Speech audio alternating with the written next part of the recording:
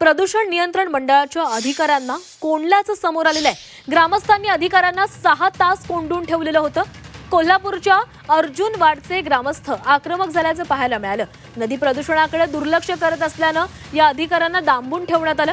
कोल्हापूर जिल्ह्यात नदी प्रदूषणाचा प्रश्न गंभीर बनत चाललेला आहे। नदी प्रदूषणाकडे लक्ष न दिल्यानं कोल्हापूर प्रदूषण मंडळाच्या अधिकाऱ्यांना कोंडून ठेवलेलं आहे।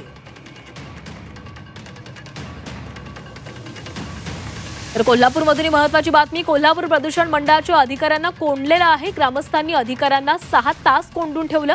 कोल्हापूरच्या अर्जुन वाडचे ग्रामस्थ आक्रमक झाले। नदी प्रदूषणाकडे दुर्लक्ष करत असल्याचं आरोप करत या अधिकाऱ्यांना डांबून ठेवण्यात आलं।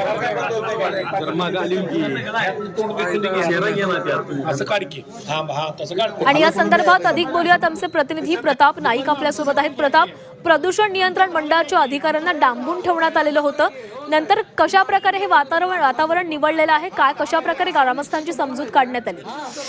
आपण पाहतो की पंचगंगेच्या उगमापासून ते संगमापर्यंत अनेक भागात जे नदी गावं आहेत किंवा शहरं आहेत त्या ठिकाणी मोठ्या प्रमाणात प्रदूषण होत आहे।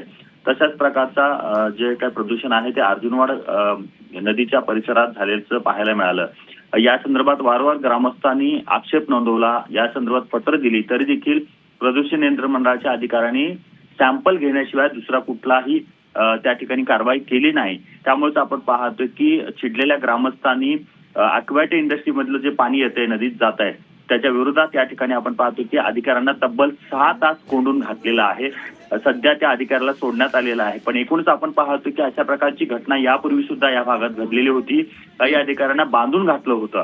खरं तर आपण पाहतो की प्रदूषण नियंत्रण मंडळाचं कामच आहे ज्या ज्या प्रदूषित घटक आहेत त्यांच्यावर कारवाई करायचं, पण कारवाईचा बडगा न उगारता फक्त सॅम्पल घेतलं जातं आणि त्यानंतर कुठल्या प्रकारची कारवाई केली जात नाही। त्यामुळे आपण पाहतो की ग्रामस्थ मोठ्या प्रमाणात आक्रमक झाल्याचं चित्र या ठिकाणी पाहायला मिळतं।